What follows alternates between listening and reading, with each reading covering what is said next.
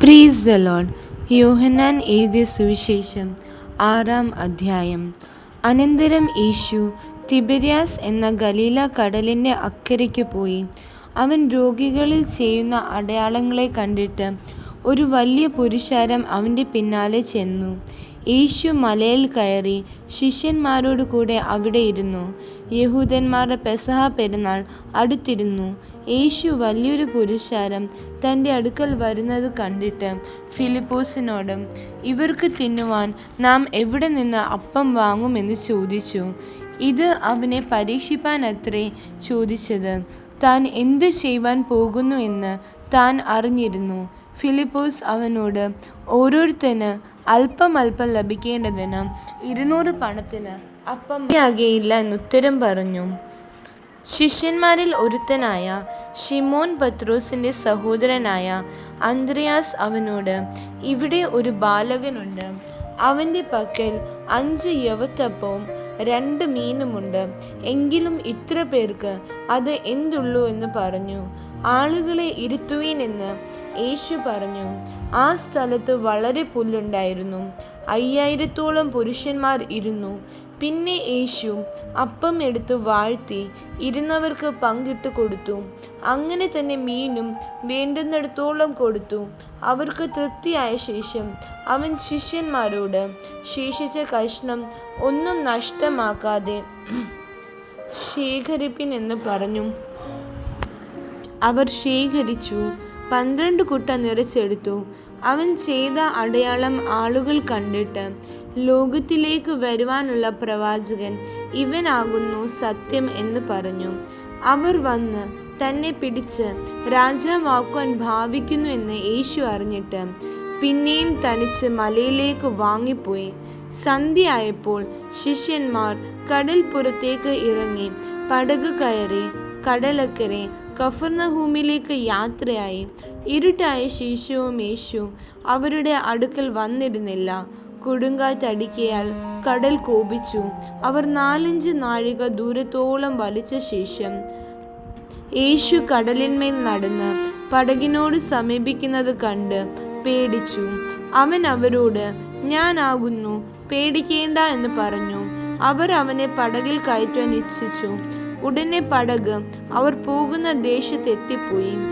പിറ്റേന്നാൾ കടൽക്കര നിന്ന പുരുഷാരം ഒരു പടകല്ലാതെ അവിടെ വേറെ ഇല്ലായിരുന്നു എന്നും യേശു ശിഷ്യന്മാരോട് കൂടെ പടകിൽ കയറാതെ ശിഷ്യന്മാർ മാത്രം പോയിരുന്നു എന്നും ഗ്രഹിച്ചു.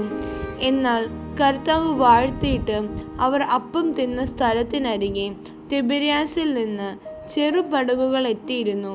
യേശു അവിടെയില്ല, ശിഷ്യന്മാരും ഇല്ല എന്ന് പുരുഷാരം കണ്ടപ്പോൾ തങ്ങളും പടകു കയറി യേശുവിനെ തിരഞ്ഞ് കഫർന്നഹൂമിലെത്തി. കടലക്കരെ അവനെ കണ്ടെത്തിയപ്പോൾ, റബ്ബി, നീ എപ്പോൾ ഇവിടെ വന്നു എന്ന് ചോദിച്ചു. അതിന് യേശു, ആമേൻ ആമേൻ ഞാൻ നിങ്ങളോട് പറയുന്നു, നിങ്ങൾ അടയാളം കണ്ടതുകൊണ്ടല്ല, അപ്പം തിന്ന് തൃപ്തരായതുകൊണ്ട് അത്ര എന്നെ അന്വേഷിക്കുന്നത്. നശിച്ചു പോകുന്ന ആഹാരത്തിനായിട്ടല്ല, നിത്യജീവങ്കിലേക്ക് നിലനിൽക്കുന്ന ആഹാരത്തിനായിട്ട് തന്നെ പ്രവർത്തിപ്പീൻ. അത് മനുഷ്യപുത്രൻ നിങ്ങൾക്ക് തരും. അവനെ പിതാവായ ദൈവം മുദ്രയിട്ടിരിക്കുന്ന ഉത്തരം പറഞ്ഞു. അവർ അവനോട്, ദൈവത്തിന് പ്രസാദമുള്ള പ്രവൃത്തികളെ പ്രവർത്തിക്കേണ്ടതിന് ഞങ്ങൾ എന്ത് ചെയ്യണമെന്ന് ചോദിച്ചു.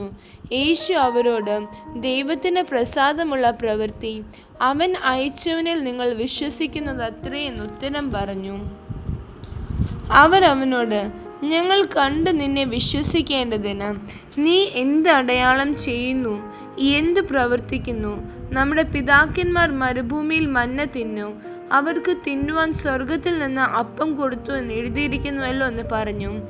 യേശു അവരോട്, ആമേൻ ആമേൻ ഞാൻ നിങ്ങളോട് പറയുന്നു, സ്വർഗത്തിൽ നിന്നുള്ള അപ്പം മോശയല്ല നിങ്ങൾക്ക് തന്നത്, എൻ്റെ പിതാവത്രേ സ്വർഗത്തിൽ നിന്നുള്ള സാക്ഷാൽ അപ്പം നിങ്ങൾക്ക് തരുന്നത്. ദൈവത്തിൻ്റെ അപ്പമോ സ്വർഗത്തിൽ നിന്ന് ഇറങ്ങി വന്ന് ലോകത്തിന് ജീവനെ കൊടുക്കുന്നത് ആകുന്നു എന്ന് പറഞ്ഞു. അവർ അവനോട്, കർത്താവേ, ഈ അപ്പം എപ്പോഴും ഞങ്ങൾക്ക് തരണമേ എന്ന് പറഞ്ഞു. യേശു അവരോട് പറഞ്ഞത്, ഞാൻ ജീവന്റെ അപ്പമാകുന്നു. എൻ്റെ അടുക്കൽ വരുന്നവന് വിശക്കുകയില്ല, എന്നിൽ വിശ്വസിക്കുന്നവന് ഒരു നാളും ദാഹിക്കുകയുമില്ല. എന്നാൽ നിങ്ങൾ എന്നെ കണ്ടിട്ടും വിശ്വസിക്കുന്നില്ല എന്ന് ഞാൻ നിങ്ങളോട് പറഞ്ഞുവല്ലോ. പിതാവ് എനിക്ക് തരുന്നതൊക്കെയും എൻ്റെ അടുക്കൽ വരും. എൻ്റെ അടുക്കൽ വരുന്നവനെ ഞാൻ ഒരു നാളും തള്ളിക്കളയുകയില്ല. ഞാൻ എൻ്റെ ഇഷ്ടമല്ല, എന്നെ അയച്ചവൻ്റെ ഇഷ്ടമത്രേ ചെയ്യുവാൻ സ്വർഗത്തിൽ നിന്ന് ഇറങ്ങി വന്നിരിക്കുന്നത്.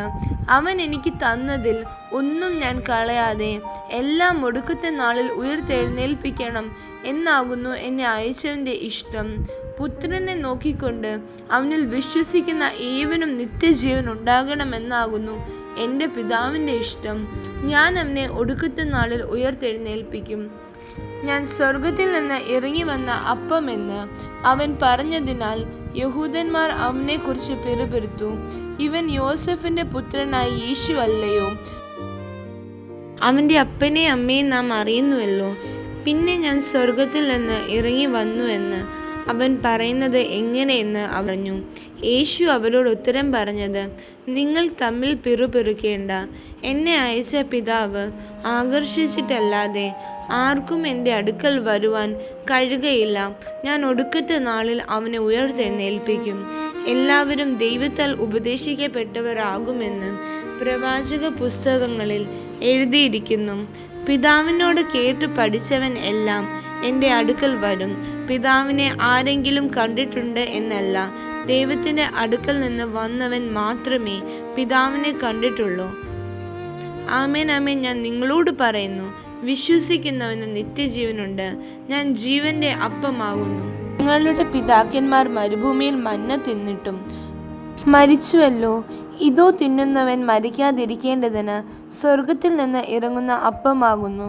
സ്വർഗത്തിൽ നിന്ന് ഇറങ്ങിയ ജീവനുള്ള അപ്പം ഞാനാകുന്നു. ഈ അപ്പം തിന്നുന്നവൻ എല്ലാം എന്നേക്കും ജീവിക്കും. ഞാൻ കൊടുപ്പാനിരിക്കുന്ന അപ്പമോ ലോകത്തിൻ്റെ ജീവനു വേണ്ടി ഞാൻ കൊടുക്കുന്ന എൻ്റെ മാംസമാകുന്നു. ആകയാൽ യഹൂദന്മാർ നമുക്ക് തൻ്റെ മാംസം തിന്നേണ്ടതിന് തരുവാൻ ഇവന് എങ്ങനെ കഴിയുമെന്ന് പറഞ്ഞു തമ്മിൽ വാദിച്ചു. യേശു അവരോട് പറഞ്ഞത്, ആമേൻ, ആമേൻ, ഞാൻ നിങ്ങളോട് പറയുന്നു, നിങ്ങൾ മനുഷ്യപുത്രൻ്റെ മാംസം തിന്നാതെയും അവൻ്റെ രക്തം കുടിക്കാതെയും ഇരുന്നാൽ നിങ്ങൾക്ക് ഉള്ളിൽ ജീവനില്ല. എൻ്റെ മാംസം തിന്നുകയും എൻ്റെ രക്തം കുടിക്കുകയും ചെയ്യുന്നവന് നിത്യജീവനുണ്ട്.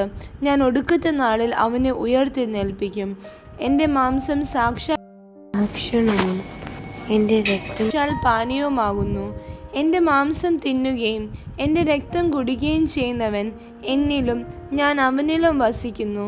ജീവനുള്ള പിതാവ് എന്നെ അയച്ചിട്ട് ഞാൻ പിതാവിൻ മൂലം ജീവിക്കുന്നത് പോലെ എന്നെ തിന്നുന്നവൻ എന്മൂലം ജീവിക്കും.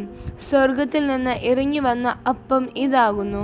പിതാക്കന്മാർ തിന്നുകയും മരിക്കുകയും ചെയ്തതുപോലെയല്ല, ഈ അപ്പം തിന്നുന്നവൻ എന്നേക്കും ജീവിക്കും. അവൻ കഫർന്നഹൂമിൽ ഉപദേശിക്കുമ്പോൾ പള്ളിയിൽ വച്ച് ഇത് പറഞ്ഞു.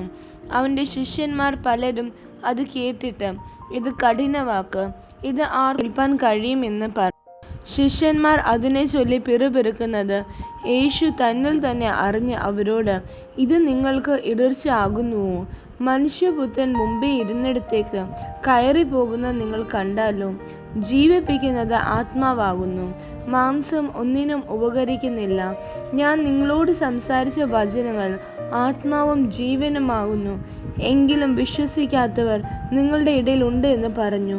വിശ്വസിക്കാത്തവർ ഇന്നവർ എന്നും തന്നെ കാണിച്ചു കൊടുക്കുന്നവൻ ഇന്നവനെന്നും യേശു ആദ്യം മുതൽ അറിഞ്ഞിരുന്നു.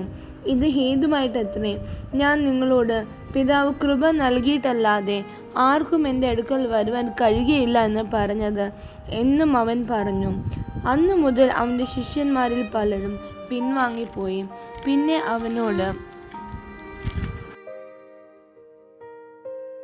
കൂടെ സഞ്ചരിച്ചില്ല. ആകയാൽ യേശു പന്തിരുവരോട്, നിങ്ങൾക്കും പോയിക്കൊള്ളുവാൻ മനസ്സുണ്ടോ എന്ന് ചോദിച്ചു. ശീമോൻ പത്രോസ് അവനോട്, കർത്താവേ, ഞങ്ങൾ ആരുടെ അടുക്കൽ പോകും?